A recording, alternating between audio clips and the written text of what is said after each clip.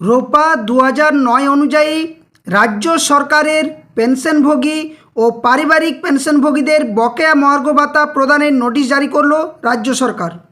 কত শতাংশ ডিএ দেবে, পেনশনারদের নিয়ে কি বলা হয়েছে, কবে থেকে পাবেন বকেয়া ডিএ ডিআর, সমস্ত তথ্য এই ভিডিওর মধ্য দিয়ে তুলে ধরার চেষ্টা করব।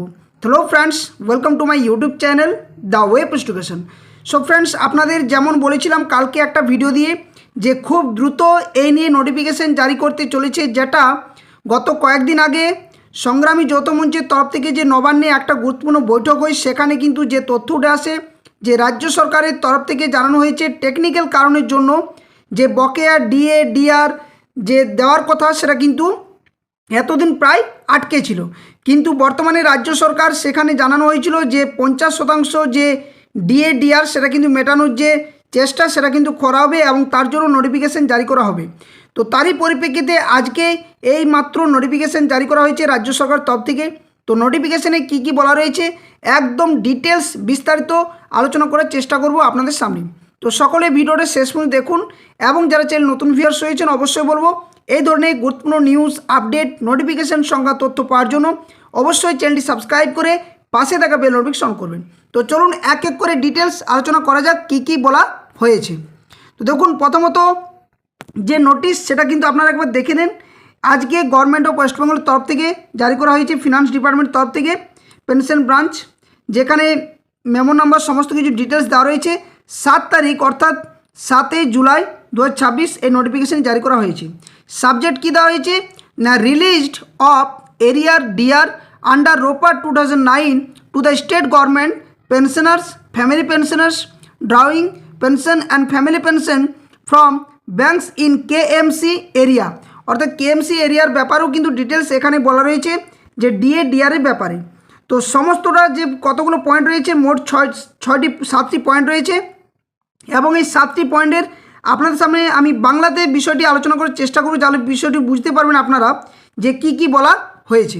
তো চলুন প্রথম নোটিফিকেশনটা দেখা যাক কি কি বলা রয়েছে। তো দেখুন, এখানে বলা হচ্ছে যে রোপা 2009 অনুযায়ী রাজ্য সরকারের পেনশনভোগী এবং পারিবারিক যে পেনশনভোগীদের বকেয়া মহার্ঘ ভাতা প্রদান বা ডিএ এরিয়ার বা ডিআর এরিয়ার প্রদান করা হবে। মূল বক্তব্য কি বলা হয়েছে এক এক পয়েন্টে আলোচনা করছি।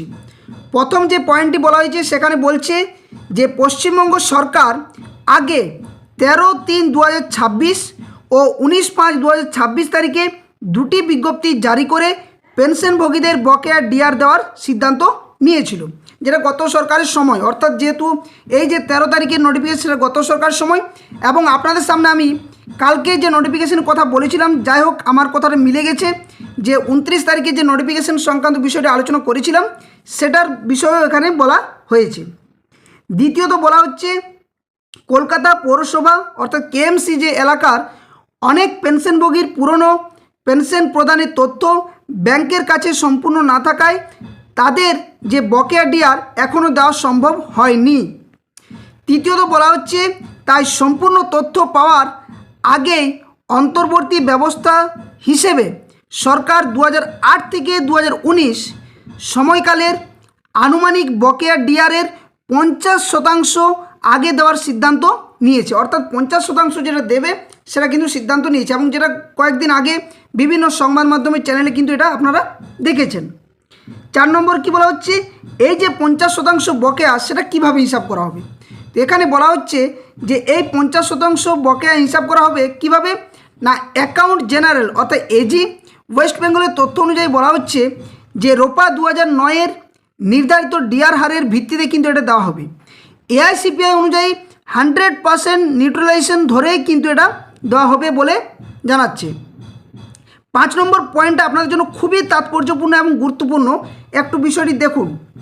বলা হচ্ছে যে এই কাজের জন্য WBIFMS এর অধীনে যে ব্যাংক পেনশন ম্যানেজমেন্ট পোর্টাল রয়েছে সেটা কিন্তু চালু করা হয়েছে।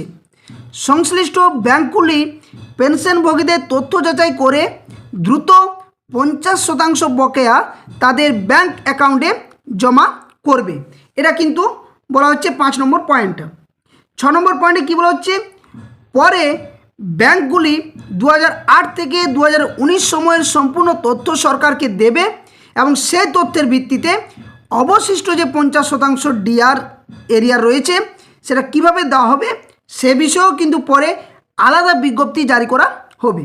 অর্থাৎ এখান থেকে এই বিষয়টি পরিষ্কার যে রাজ্য সরকার যে পেনশনভোগী, ফ্যামিলি পেনশনার, পারিবারিক যে পেনশনার, কেএমসি এরিয়ার যে সমস্ত পেনশন রয়েছেন তাদের যে 50% ডিআর বকেয়া সেটা কিন্তু দেওয়ার সিদ্ধান্ত নিয়েছে এবং সেটা 100% এআইসিপিআই যে নিউট্রালাইজেশন ভিত্তিতে দেওয়া হবে বলে একদম সিদ্ধান্ত নেওয়া হয়েছে এবং নোটিফিকেশন জারি করেছে। পরবর্তী যে 50% সেই ব্যাপারে অবশ্যই নোটিফিকেশন পরে জারি করা হবে। এটা কিন্তু রাজ্যের সমস্ত কর্মচারীদেরকে জানানো হয়েছে নোটিফিকেশনের মধ্যে। এবার আপনাদের সামনে কিছু বিষয় আমি দিচ্ছি যারা নিউজের থেকে উঠে আসছে কি কি বলা হচ্ছে। তো এখানে বলা হচ্ছে যে রাজ্যে পশ্চিমবঙ্গ সরকারের যে সমস্ত কর্মচারী রয়েছেন গত 7 জুলাই যে 2026 তারিখে একটি অত্যন্ত গুরুত্বপূর্ণ বিজ্ঞপ্তি জারি করেছে যার মেমো নাম্বার দেওয়া রয়েছে এখানে। এই ভিত্তিতে বলা হচ্ছে কি না এই বিজ্ঞপ্তিতে কলকাতা মিউনিসিপ্যালিটি কর্পোরেশন বা কেএমসি এলাকার বিভিন্ন ব্যাংক থেকে পেনশন গ্রহণকারী রাজ্য সরকারি অবসরপ্রাপ্ত যারা কর্মী রয়েছেন এবং ফ্যামিলি পেনশনের জন্য সুখবর দেওয়া হয়েছে। কি বলছে না মূলত বলা হচ্ছে রোপা 2009 অধীনে আটকে থাকা বকেয়া মহার্ঘ ত্রাণ বা এরিয়ার ডিআর সেটা প্রদান সম্পর্কিত এই ঘোষণাটি করা হয়েছে। এখানে কি বলছে যে নোটিফিকেশন যে কথা সেটা আমি আপনাদের বললাম যে 13/3/2026 এবং 29/5/2026 যেটার মেমো নাম্বার একটা ছিল 997 এবং 1909 এই যে দুটো মেমো নাম্বারের ভিত্তিতে কিন্তু বলা হয়েছে এই নোটিফিকেশনের মধ্যে। নেক্সট তারপর কি বলছে না রাজ্য সরকারের নতুন নির্দেশিকা এই যে 50% সেটা কি বলছে না এই দীর্ঘায়িত বিলম্বের কারণে অবসরপ্রাপ্ত কর্মীদের যাতে আর্থিক অসুবিধার সম্মুখীন না হতে হয় তার জন্য রাজ্য সরকার একটি যুগান্তকারী সিদ্ধান্ত নিয়েছে। ব্যাংকগুলি থেকে বিগত বছরগুলির সম্পূর্ণ যাচাই করা তথ্য আসার জন্য অপেক্ষা না করে রাজ্য সরকার অন্তর্বর্তীকালীন পদক্ষেপ হিসেবে 2008 থেকে 2019 যে সময়কালে আনুমানিক বকেয়া ডিআর তার অর্ধেক অর্থাৎ 50% দেওয়ার কথা বলা হয়েছে। সাথে সাথে কেএমসি এলাকার পেনশনাররা দীর্ঘ অপেক্ষার পর অবশেষে কিছুটা আর্থিক স্বস্তিও পাচ্ছেন। তো এই যে বকেয়া ডিআর এর হিসাব কীভাবে হবে সেটা আপনাদের সামনে বললাম। একটা হচ্ছে রোপা 2009 অনুসারে যে 2008 থেকে 2019 পর্যন্ত যেটা রয়েছে সেটা অর্থ দপ্তর দ্বারা যে বিজ্ঞপ্তি সেই ডিআর এর হার অনুযায়ী বকেয়া অর্থ নির্ধারণ করা হবে এবং এই হিসেবটি এআইসিপিআই অর্থাৎ all India consumer price index 100% neutralisation হিসেবের উপর ভিত্তি করে দেওয়া হবে। ব্যাংকগুলির করণীয় কী সেটা আপনাদের সামনে বললাম। নেক্সট এখানে আরেকটা গুরুত্বপূর্ণ বিষয় রয়েছে, একটা জরুরি পরামর্শ আপনাদের সামনে দিয়ে রাখি যেটা হচ্ছে কলকাতা মিউনিসিপ্যাল কর্পোরেশন অর্থাৎ কেএমসি এলাকার যে সমস্ত রাজ্য সরকারি অবসরপ্রাপ্ত কর্মী বা ফ্যামিলি পেনশনার ব্যাংক মারফত নিজেদের পেনশন গ্রহণ করেন তাদের জন্য পরামর্শ হচ্ছে যে অবিলম্বে নিজেদের ব্যাংকের শাখার সাথে যোগাযোগ রাখা, আপনার কেওয়াইসি এবং life certificate up to date আছে কিনা তা নিশ্চিত করুন যাতে আপনার ব্যাংক অ্যাকাউন্টে এই বকেয়া টাকা সরাসরি ঢুকতে কোনো প্রকার সমস্যা না হয়। এই অন্তর্বর্তীকালীন পদক্ষেপ পেনশনারদের জন্য এক বড় স্বস্তির খবর যা তাদের বর্তমান আর্থিক চাহিদা পূরণে সহায়ক হবে। তো অনেকেই কিন্তু বিশ্বাস করতে চান না, অনেকেই স্যার ম্যাডামরা রয়েছেন যারা হয়তো কিছু না বুঝে হয়তো অনেক সময় কমেন্ট করে থাকেন চ্যানেলের মধ্য দিয়ে। তো তাদের উদ্দেশ্য বলি যে যেটুকু আমরা তথ্য পাই বা যেটুকু অথেন্টিক আপডেট পাই সেগুলো আপনাদের জন্য শেয়ার করা হয়। তো কালকে আমি এই নিয়ে একটা ভিডিও দিয়েছিলাম যার ভিত্তিতে অর্থাৎ 29 তারিখের যে নোটিফিকেশন তার ভিত্তিতে আমি ভিডিওটা দিয়েছিলাম এবং বলেইছিলাম যে খুব দ্রুত এই নিয়ে নোটিফিকেশন জারি করবে। তো বলাই বাহুল্য যে আজকে নোটিফিকেশন জারি করে দিয়েছে এবং এখানে 50% যে ডিআর পেনশনার ভোগী রয়েছেন বা পারিবারিক যে পেনশনার ভোগী রয়েছেন তাদের জন্য এটা বড় স্বস্তির খবর রয়েছে। পরবর্তী যে 50% বাকি থাকছে সেটা কিন্তু রাজ্য সরকার খুব দ্রুত নোটিফিকেশন জারি করে অবশ্যই বাকি যে বকেয়ার টাকা রয়েছে সেটা কিন্তু মিটিয়ে দেওয়ার চেষ্টা করা হবে। তো এই ছিল সম্পূর্ণ আপডেট। ভিডিওটি ভালো লাগলে অবশ্যই ভিডিওটি লাইক করবেন, বাকি শেয়ার করবেন। আর যারা চ্যানেল নতুন ভিউয়ার্স রয়েছেন অবশ্যই বলবো একটা লাইক অবশ্যই করুন, ভিডিওটি শেয়ার করুন যতটা পারবেন।